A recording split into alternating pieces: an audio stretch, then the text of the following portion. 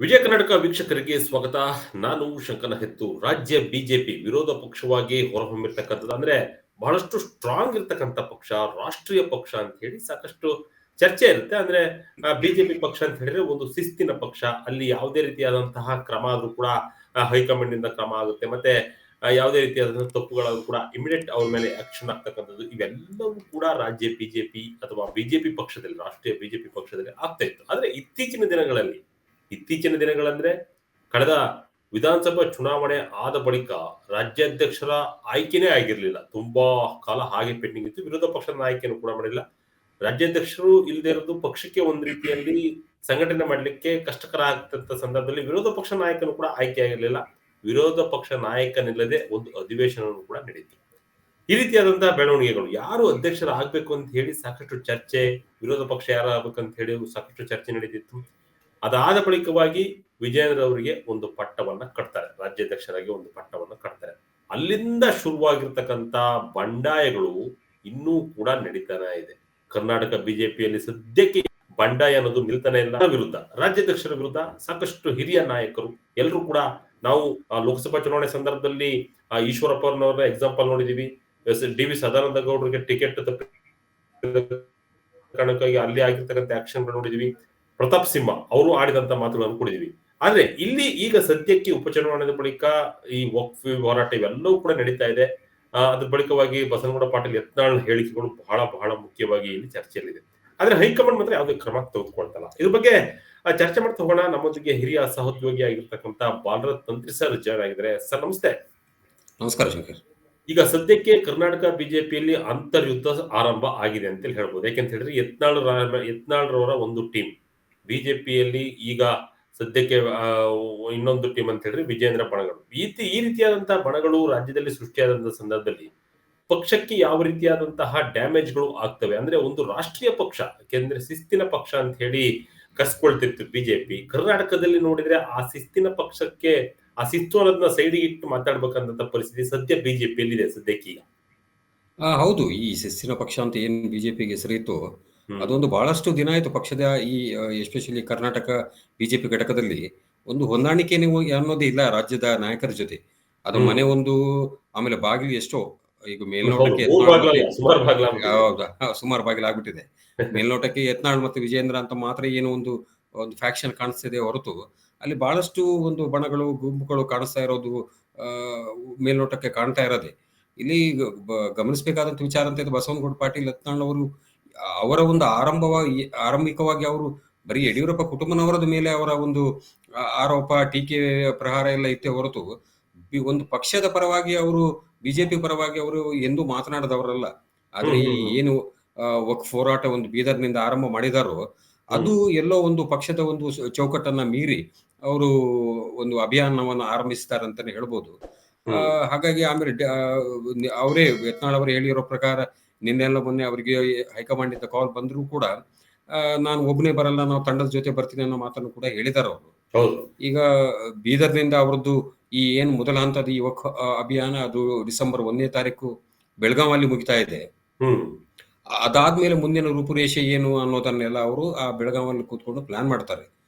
December 3ನೇ ತಾರೀಕಿಗೆ ಡೆಲ್ಲಿಗೆ ಹೋಗ್ತೀನಿ ಅಂತ ಯತ್ನಾಳ್ ಅವರು ಹೇಳಿದ್ದಾರೆ. ಅಂದ್ರೆ ಈ ಇಷ್ಟು ದಿನದ ಒಂದು ವಕ್ಫ್ ಹೋರಾಟದಲ್ಲಿ, ಅಭಿಯಾನದಲ್ಲಿ ಏನೇನು ಒಂದು ದಾಖಲೆಗಳನ್ನು ಸಂಗ್ರಹ ಮಾಡಿದಾರೋ ಅದನ್ನೆಲ್ಲ ಒಂದು ಕಲೆಕ್ಟ್ ಮಾಡಿಕೊಂಡು ಈ joint parliament commission Jagdambika Pal ಅವರಿಗೆ ನೀಡ್ತಾರೆ ಅನ್ನೋದು ಸದ್ಯದ ಒಂದು ಮಾಹಿತಿ. ಇದು ಅಂದ್ರೆ ಈ ಒಂದು ವಕ್ಫ್ ವಿಚಾರದಲ್ಲಿ.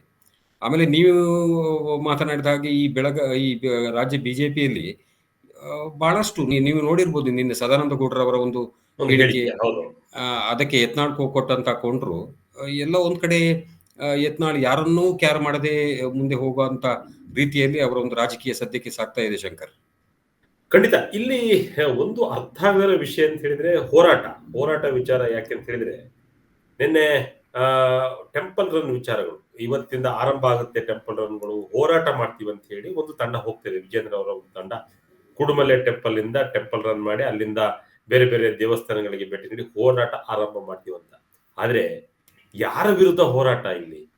ಇಲ್ಲಿ ಇವರು ನಿಜವಾಗಿ ಮಾಡ್ಬೇಕಾಗಿರ್ತಕ್ಕಂಥದ್ದು ಜನಪರವಾದಂತಹ ಕೆಲಸ, ಜನರ ಬಳಿ ಇರ್ತಕ್ಕಂತ ಮಾಡ್ತಕ್ಕಂತ ಕೆಲಸ, ಜೊತೆಗೆ ಆಡಳಿತ ಪಕ್ಷ ಕಾಂಗ್ರೆಸ್ ಪಕ್ಷದಲ್ಲಿ ಆಗ್ತಿರ್ತಕ್ಕಂತ ಸರ್ಕಾರದಲ್ಲಿ ಆಗ್ತಿರ್ತಕ್ಕಂತ ಲೋಪದೋಷಗಳನ್ನ ಕಂಡುಹಿಡಿದು ಅದ್ರ ವಿರುದ್ಧವಾಗಿ ಹೋರಾಟ ಮಾಡಬೇಕೆ ಹೊರತು ಈ ರೀತಿಯಾದಂತಹ ಪಕ್ಷದ ಒಳಗೆ ಹೋರಾಟ ಮಾಡ್ತಕ್ಕಂಥದ್ದು ಯಾವ ರೀತಿಯಾದ ಸಂದೇಶ ಹೋಗುತ್ತಂತ ಜನರಲ್ಲಿ. ಯಾಕೆಂತ ಹೇಳಿದ್ರೆ ಬಿಜೆಪಿ ಅಂದ್ರೇನೆ ಒಂದ್ ರೀತಿಯಾಗಿ ನಾವು ಮೊದಲು ಮಾತಾಡ್ತಾ ಇದ್ವಿ, ಇತಿಹಾಸ ಇರ್ತಕ್ಕಂತ ಒಂದು ಕರ್ನಾಟಕದಲ್ಲಿ ಅದು 2 ಸೀಟ್ಗಳಿರ್ತಕ್ಕಂಥದ್ದನ್ನ ಇವತ್ತು ಒಂದು ದೊಡ್ಡ ಪಕ್ಷವಾಗಿ ಹೊರಹೊಮ್ಮಿರ್ತಕ್ಕಂಥದ್ದಕ್ಕೆ ಸಾಕಷ್ಟು ಜನರ ಕೊಡುಗೆ ಕೂಡ ಬಿಜೆಪಿಯಲ್ಲಿ ಇದೆ. ಆದ್ರೆ ಇವತ್ತು ಆಗ್ತಿರ್ತಕ್ಕಂಥ ಬೆಳವಣಿಗೆ ಒಂದು ವಿಜೇಂದ್ರರ ವಿರುದ್ಧ ಹೇಳಿಕೆ ಕೊಡ್ತಾ ಇರ್ತಕ್ಕಂಥದ್ದು, ಇನ್ನು ಪಕ್ಷದ ಹಿರಿಯ ನಾಯಕರು ಸದಾನಂದ ಗೌಡರು ಮಾತನಾಡ್ತಿದ್ದ ಸಂದರ್ಭದಲ್ಲಿ ಅವರಿಗೂ ಕೂಡ ಒಂದ್ ರೀತಿಯಾಗಿ ವಾರ್ನ್ ಕೊಟ್ಟು ಮಾತಾಡ್ತಕ್ಕಂಥದ್ದು, ಪಕ್ಷದ ಹೊರತಾಗಿ ಒಂದ್ ರೀತಿಯಾಗಿ ಅಭಿಯಾನಗಳು, ಆಂದೋಲನಗಳು, ಪ್ರತಿಭಟನೆಗಳು ಸಪರೇಟ್ ಆಗಿ ಮಾಡ್ತಕ್ಕಂಥದ್ದು, ಇದು ಯಾವ ರೀತಿಯ ಸಂದೇಶ ಹೋಗುದಂತ ಹೋರಾಟ ಯಾರ ವಿರುದ್ಧ ಅಂತ ಇವರ ಒಂದು ಇನ್ನೊಂದು ಬಣಗಳ ಒಂದು ಹೋರಾಟದಲ್ಲಿ.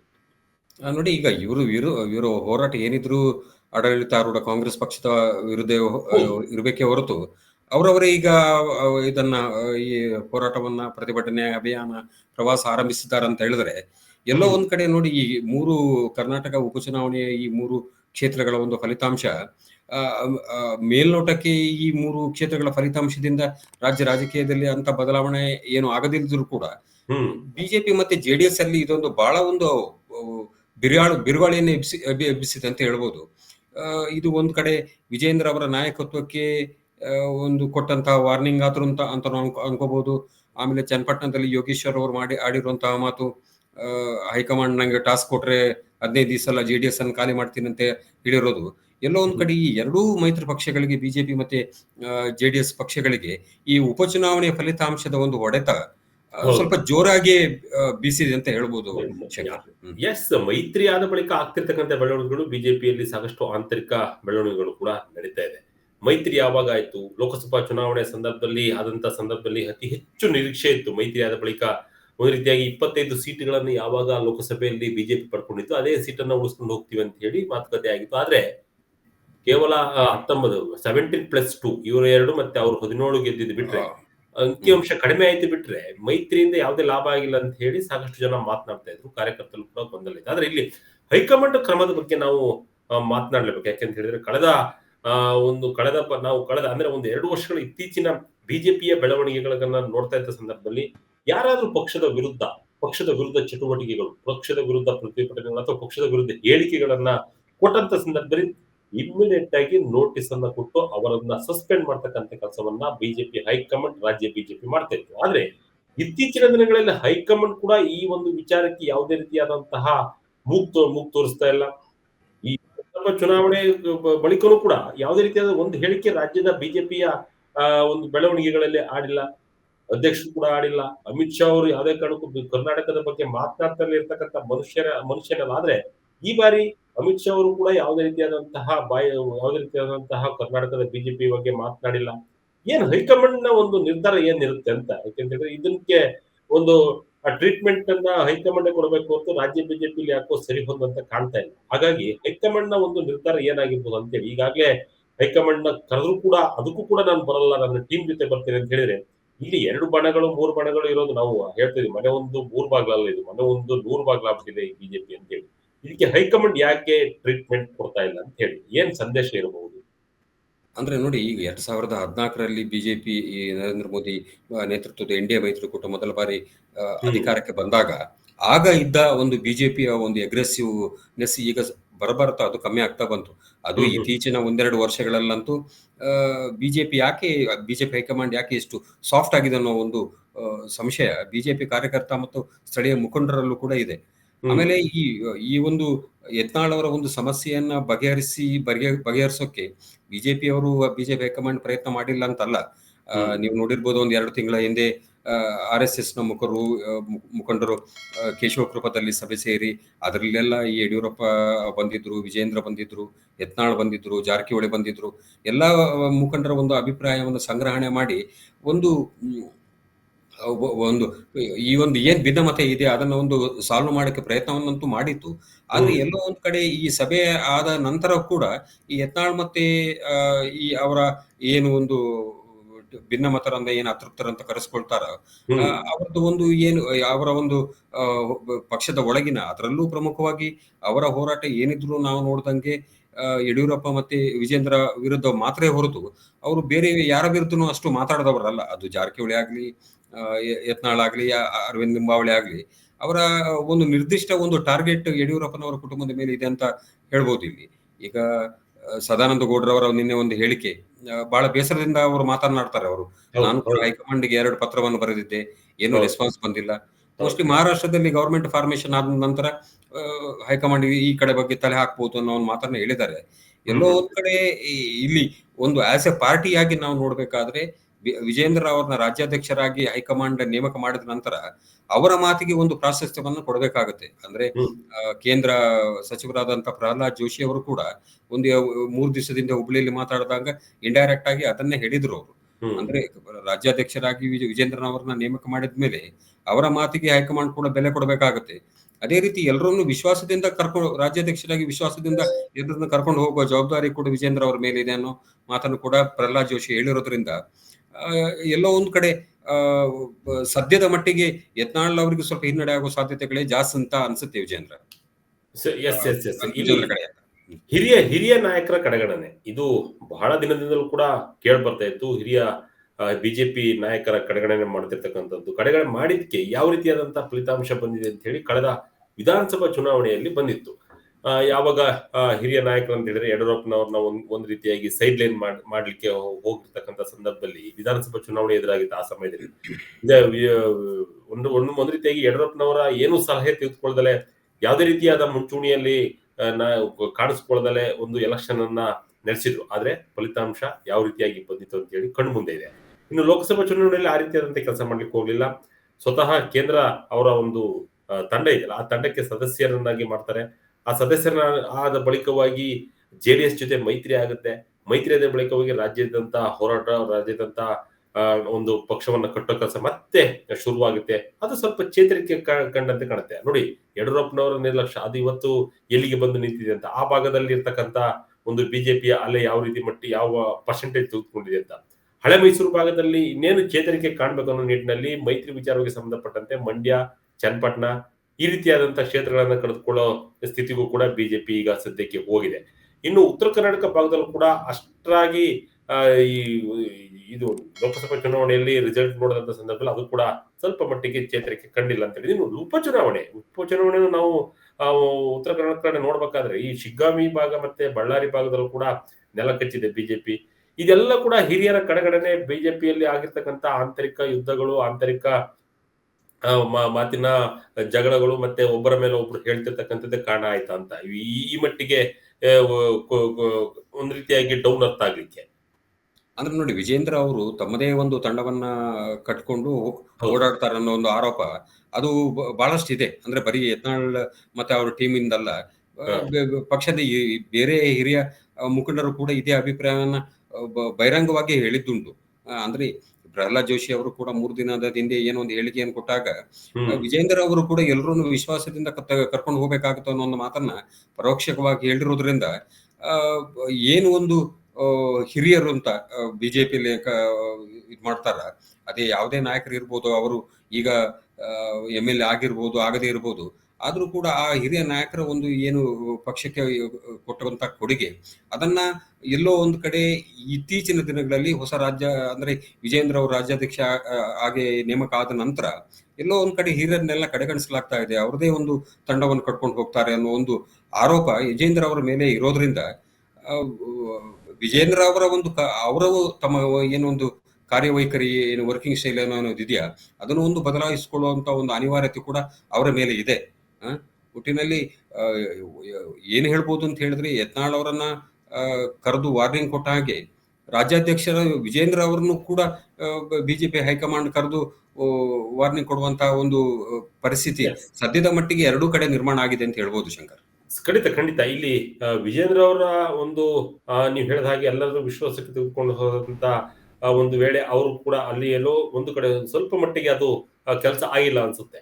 ಯಾಕೆಂತ ಹೇಳಿದ್ರೆ ವಿಶ್ವಾಸಕ್ಕೆ ತೆಗೆದುಕೊಂಡು ಹೋಗೋದು ಬಹಳ ಇಂಪಾರ್ಟೆಂಟ್. ರಾಜ್ಯಾಧ್ಯಕ್ಷರಾಗಿ ನಾವು ಹಿಂದೆ ಬಹಳ ಜನ ನೋಡಿದೀವಿ. ಸದಾನಂದ ಗೌಡರು ಅಧ್ಯಕ್ಷರಾಗಿದ್ದ ಸಂದರ್ಭದಲ್ಲಿ ಬಿಜೆಪಿ ಅಧಿಕಾರಕ್ಕೆ ಬಂತು, ಆ ಒಂದು ಸಮಯವನ್ನು ನೋಡಿದ್ದೇವೆ. ನಳಿನ್ ಕುಮಾರ್ ಕಟೀಲ್ ರವರು ಒಂದು 5 ವರ್ಷಗಳ ಕಾಲ ಅಧ್ಯಕ್ಷಗಿರಿಯನ್ನು ಮಾಡಿರ್ತಕ್ಕಂಥ ನೋಡಿದ್ದೇವೆ. ಇನ್ನು ಈ ಅಧ್ಯಕ್ಷರ ವಿಚಾರಕ್ಕೆ ಬಂದಂತ ಸಂದರ್ಭದಲ್ಲಿ ಸಾಕಷ್ಟು ಕೆಲಸಗಳು ಕೂಡ ಆಗಿದೆ.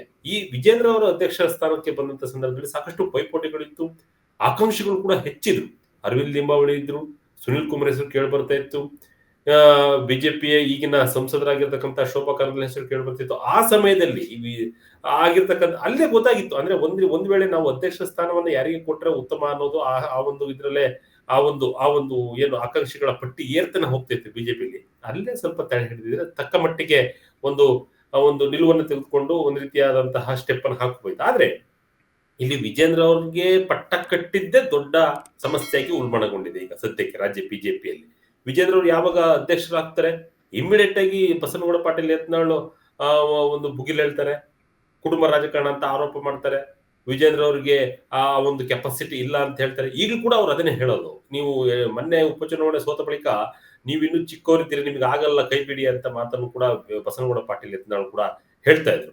ಇವೆಲ್ಲ ಬೆಳವಣಿಗೆಗಳು ಮುಂದಿನ ಇನ್ನೇನು 3 ವರ್ಷದಲ್ಲಿ ಇವರು ಇರ್ತಕ್ಕಂತ ಅಂಕಿ ಅಂಶಗಳನ್ನ ಜಾಸ್ತಿ ಮಾಡ್ಕೊಳ್ಬೇಕಾದಂತ ಸನ್ನಿವೇಶ ಇದೆ. ಯಾವ ರೀತಿಯಾದಂತಹ ಕ್ರಮಗಳನ್ನ ವಹಿಸಬಹುದು ಅಂತ ಹೇಳಿ ಕರ್ನಾಟಕ ರಾಜ್ಯ ಬಿಜೆಪಿಯಲ್ಲಿ ಹೈಕಮಾಂಡ್ ಮಾತ್ರ ಸಾಧ್ಯನಾ, ಅಥವಾ ರಾಜ್ಯದಲ್ಲೇ ಯಾವ ರೀತಿಯಾದಂತಹ ಕ್ರಮ ತೆಗೆದುಕೊಳ್ಳಿಕ್ಕೆ ಏನಾದ್ರು ಚಾನ್ಸಸ್ ಇದೆಯಾ ಹಿರಿಯರನ್ನ ಒಂದು ವಿಶ್ವಾಸಕ್ಕೆ ತೆಗೆದುಕೊಂಡ್ರೆ? ಅಂದ್ರೆ ಈಗ ರಾಜ್ಯ ಬಿಜೆಪಿಯಲ್ಲಿ ವಿಜೇಂದ್ರ ಅವರು ರಾಜ್ಯಾಧ್ಯಕ್ಷ ಆಗಿರೋದೇ ಕೆಲವು ಇನ್ನೊಂದು ಬಣಕ್ಕೆ ಇರುವಂತಹ ಒಂದು ದೊಡ್ಡ ಸಮಸ್ಯೆ. ಅವರು ಯತ್ನಾಳ್ ಅವರು ಹೇಳಿದ ಹಾಗೆ ರಾಜ್ಯಾಧ್ಯಕ್ಷರು ಉಪಮುಖ್ಯಮಂತ್ರಿಗಳ ಕಚೇರಿಗೆ ಹೋಗಿ 20 ಪತ್ರಕ್ಕೆ ಸಹಿ ಹಾಕಿಸ್ಕೊಂಡ್ಬರ್ತಾರೆ, ಅಡ್ಜಸ್ಟ್ಮೆಂಟ್ ಪಾಲಿಟಿಕ್ಸ್ ಮಾಡ್ತಾರೆ ಅನ್ನೋ ಒಂದು ಗುರುತರವಾದಂತ ಆರೋಪವನ್ನು ಅವರ ಮೇಲೆ ಮಾಡಿದ್ದಾರೆ. ಇಲ್ಲಿ ಯಾವ ರೀತಿ ಒಂದು ಶಿಸ್ತಿನ ಕ್ರಮ ಯತ್ನಾಳ್ ಗುಂಪಿನ ಮೇಲೋ ಅಥವಾ ಇನ್ನೊಂದು ರೀತಿಯಲ್ಲೋ ಆಗ್ಬೇಕೇ ಹೊರತು, ಇನ್ನಂದ್ರೆ ಈಗ ಏನಾಗುತ್ತೆ ಅಂದ್ರೆ, ಈಗ ಒಂದು ವೇಳೆ ಯತ್ನಾಳ್ ಅವರನ್ನ ದೆಹಲಿ ಹೈಕಮಾಂಡ್ ಕರೆದು ಅವರಿಗೊಂದು ವಾರ್ನಿಂಗ್ ಕೊಟ್ಟರು ಕೂಡ ಇದು ಹಿಂದೆನೂ ಕೂಡ ಆಗಿದೆ.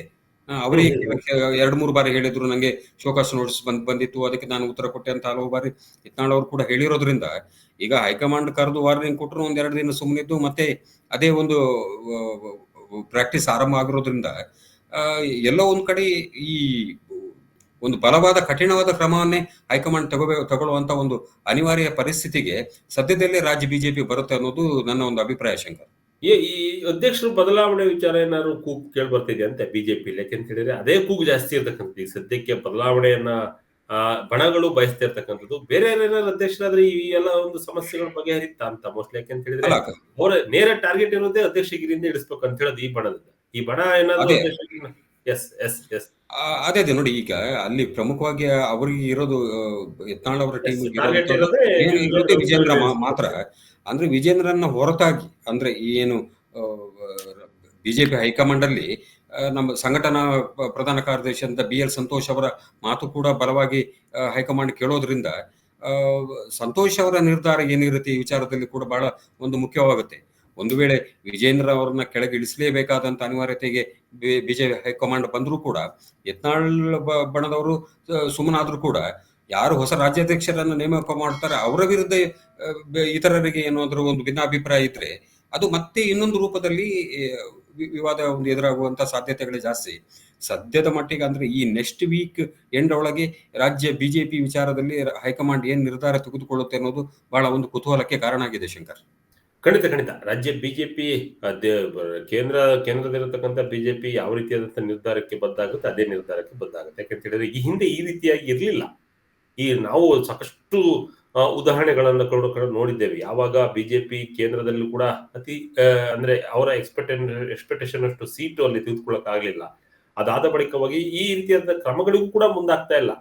ಒಂದು ಡ್ಯಾಮೇಜ್ ಕಂಟ್ರೋಲ್ ಮಾಡಿ ಮುಂದಿನ ಹಂತದಲ್ಲಿ ಹೋಗ್ಲಿಕ್ಕೂ ಕೂಡ ತಯಾರಾಗ್ತಾ ಇಲ್ಲ. ಬಿಜೆಪಿಯಲ್ಲಿ ಕೇಂದ್ರ ಬಿಜೆಪಿಯಲ್ಲೂ ಕೂಡ ಅಂದ್ರೆ ಅಲ್ಲಿ ಅವರು ಕೈ ಹಾಕಿದ್ರೆ ಮಾತ್ರ ಇಂಥ ಸಮಸ್ಯೆಗಳಿಗೆ ಪರಿಹಾರ ಆಗ್ತಕ್ಕಂಥದ್ದು. ನೋಡಿ, ಈಗ ಹೈಕಮಾಂಡ್ ಬೋಲಾವ್ ಅಂತ ಹೇಳಿದ್ರೆ ಬೆಳಿಗ್ಗೆ ಸೂಟ್ಕೇಸ್ ಎತ್ಕೊಂಡು ಹೋಗ್ತಾ ಇದ್ರು. ಆ ಒಂದು ಹಳೆ ಒಂದು ನಾವು ಒಂದು ಸನ್ನಿವೇಶಗಳನ್ನ ನೋಡ್ತಾ ಇದ್ರೆ, ಈಶ್ವರಪ್ಪ ಏನಾದ್ರು ಒಂದು ಮಾತನಾಡ್ತಕ್ಕ ಸಂದರ್ಭದಲ್ಲಿ ಹೈಕಮಾಂಡ್ ಏನಾದ್ರು ಒಂದು ಕರೆ ಬಂದ್ರೆ ಸಾಕು, ಬೆಳಿಗ್ಗೆ ಫ್ಲೈಟ್ ಗೆ ಡೆಲ್ಲಿಗೆ ಹೋಗಿ ಅವ್ರನ್ನ ಭೇಟಿ ಮಾಡ್ಕೊಂಡು ಬರ್ತಾ ಇದ್ರು. ಅಂತ ಸನ್ನಿವೇಶಗಳನ್ನು ಕೂಡ ನಾವು ನೋಡಿದ್ವಿ. ಆದ್ರೆ ಇತ್ತೀಚಿನ ದಿನಗಳಲ್ಲಿ ಆ ರೀತಿಯಿಂದ ಸನ್ನಿವೇಶಗಳು ನಡೀತಾನೆ ಇಲ್ಲ. ಎಷ್ಟು ಬಾರಿ ಪಕ್ಷದ ವಿರೋಧವಾಗಿ ಮಾತನಾಡಿದ್ರು ಕೂಡ, ಪಕ್ಷದ ವಿರೋಧ ಚಟುವಟಿಕೆಗಳು ಮಾಡ್ತಿದ್ರು ಕೂಡ ಯಾವ್ದೇ ರೀತಿಯಾದ ಕ್ರಮ ತಗೋತಿಲ್ಲ. ರಮೇಶ್ ಜಾರಕಿಹೊಳಿ ಒಂದು ಟೀಮ್ ಮಾಡ್ತಾರೆ, ಯತ್ನಾಳ್ ಅವರೆಲ್ಲ ಸೇರಿ ಒಂದು ಟೀಮ್ ಆಗುತ್ತೆ, ವಿಜೇಂದ್ರ ಅವರ ಒಂದು ಟೀಮ್ ಆಗುತ್ತೆ. ಈ ರೀತಿಯಾದಂತಹ ಬಣಗಳು ವಿರೋಧ ಪಕ್ಷವಾಗಿ ಮಾಡ್ತಿರ್ತಕ್ಕಂಥ ಕೆಲಸನ ಅಂತ ನೋಡಿ, ರಮೇಶ್ ಜಾರಕಿಹೊಳಿ ಅವರು ಹಿಂದೆ ಒಂದು ಹೇಳಿದ್ರು, ನಾವು ವಿಜೇಂದ್ರ ಅವ್ರನ್ನ ರಾಜ್ಯಾಧ್ಯಕ್ಷ ಅಂತ ನಾನು ಒಪ್ಪೋದೇ ಇಲ್ಲ ಅಂತ ಒಂದು ಮಾತನ್ನ ಜಾರಕಿಹೊಳಿ ಹೇಳಿದ್ದಾರೆ. ನೇರವಾಗಿ ಹೇಳ್ತಾರೆ. ನೀವು ಹೌದು, ನೀವು ಇನ್ನೊಂದು ವಿಚಾರವನ್ನು ಗಮನಿಸಿರ್ಬೋದು.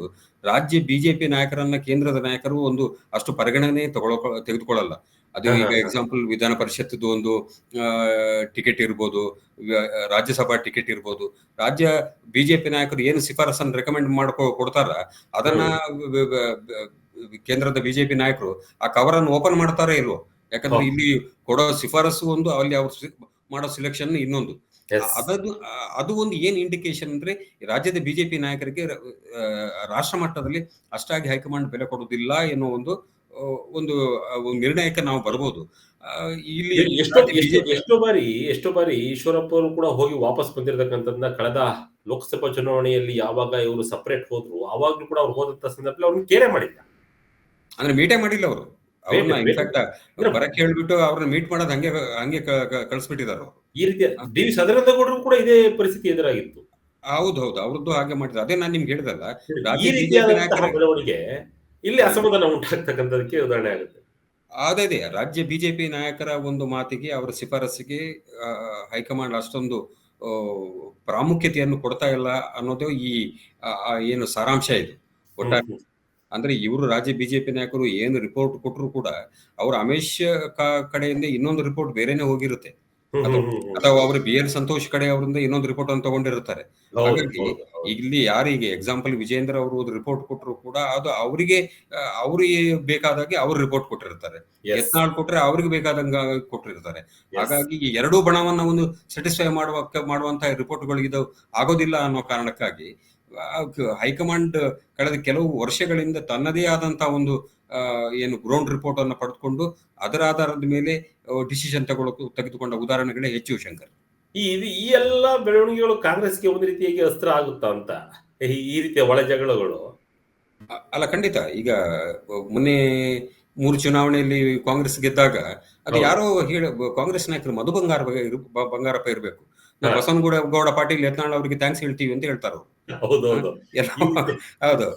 ಎಲ್ಲ ಒಂದ್ ಕಡೆ ಅವ್ರದ್ದು ಈ ಬಿಜೆಪಿ ಮತ್ತೆ ಇಲ್ಲಿ ನೋಡಿ, ಇನ್ನೊಂದ್ ಕಡೆ ಜೆಡಿಎಸ್ ಅಲ್ಲಿ ನೀವು ನೋಡಿರ್ಬೋದು, ಜಿ ಟಿ ದೇವೇಗೌಡ ಅವರು ಒಂದು ಹೇಳಿಕೆಯನ್ನು ಕೊಡ್ತಾ ಇದ್ದಾರೆ. ಅಂದ್ರೆ ಏನಂದ್ರೆ, ಇಲ್ಲಿ ಏನು ಈ ಬಿಜೆಪಿ ಮತ್ತೆ ಜೆಡಿಎಸ್ ನ ಆಂತರಿಕ ಒಂದು ಏನು ಸಮಸ್ಯೆಗಳಿದೆಯೋ, ಅದು ಕಾಂಗ್ರೆಸ್ಸಿಗೆ ಏನು ಆರಾಮಾಗಿ ಒಂದು ಆಡಳಿತ ಮಾಡ್ಕೊಂಡು ಹೋಗುವಂತಹ ಒಂದು ವಾತಾವರಣ ಸೃಷ್ಟಿಯಾಗಿದೆ. ಈಗ ನೀವು ನೋಡಿರ್ಬೋದು, ಮಂಡ್ಯದಲ್ಲಿ ಒಂದು ಅಬಕಾರಿ ಲೈಸೆನ್ಸ್ಗೆ ಅದು ಏನೋ ಒಂದು ಫೋನ್ ಡಿಸ್ಕಷನ್ ಆಗಿರೋದು, ಎಷ್ಟೋ ಲಕ್ಷ ಲೈಸೆನ್ಸ್ಗೆ ಬೇಡಿಕೆ ಇಟ್ಟಿರೋದು, ಇಂಥ ವಿಚಾರಗಳನ್ನೆಲ್ಲ ತೆಗೆದುಕೊಂಡು ಬಿಜೆಪಿ ಜೆಡಿಎಸ್ ಬೀದಿಗೆ ಇಳಿದು ಹೋರಾಟ ಮಾಡ್ಬೇಕಂತ ಪರಿಸ್ಥಿತಿ. ಅದು ಬಿಟ್ಟು ಈಗ ಅವರವರೇ ಹೋರಾಟ ಮಾಡ್ಕೊಂಡು ದೇವಸ್ಥಾನಕ್ಕೆ ಹೊರಟನ್ನು ಕೂತಿದ್ದಾರೆ. ನೋಡೋಣ ಮುಂದಿನ ಬೆಳವಣಿಗೆ ಹೇಗಾಗುತ್ತೆ ಅಂತ ಹೇಳಿ. ಹೈಕಮಾಂಡ್ ಏನಾದ್ರು ತೆಗೆದುಕೊಡುತ್ತಾ, ರಾಜ್ಯಾಧ್ಯಕ್ಷರು ಬದಲಾವಣೆ ಆಗುತ್ತಾ, ಅಥವಾ ಇದೇ ರಾಜ್ಯಾಧ್ಯಕ್ಷರು ಮನವೊಲಿಸಿದಲ್ಲಿ ಹೈಕಮಾಂಡ್ ಏನಾದ್ರು ಸಕ್ಸಸ್ ಆಗುತ್ತೆ, ಇವೆಲ್ಲದಕ್ಕೂ ಉತ್ತರ ಹೈಕಮಾಂಡ್ ಸ್ಪಷ್ಟವಾಗಿ ಕೊಡ್ಬೇಕಾಗುತ್ತೆ. Thank you so much sir, ಸಾಕಷ್ಟು ಮಾಹಿತಿಯನ್ನ ಹಂಚಿಕೊಂಡಿದ್ದಕ್ಕೆ. ಇದಾಗಿತ್ತು ಈ ಕ್ಷಣದ ವಿಜಯ ಕರ್ನಾಟಕದ ಪ್ರಮುಖ ಲೈವ್ ಅಪ್ಡೇಟ್. ಇದೇ ರೀತಿಯ ಅಪ್ಡೇಟ್ಗಾಗಿ Vijaya Karnataka website, YouTube page, Facebook page follow ಮಾಡ್ತಾ ಇರಿ. ಧನ್ಯವಾದಗಳು.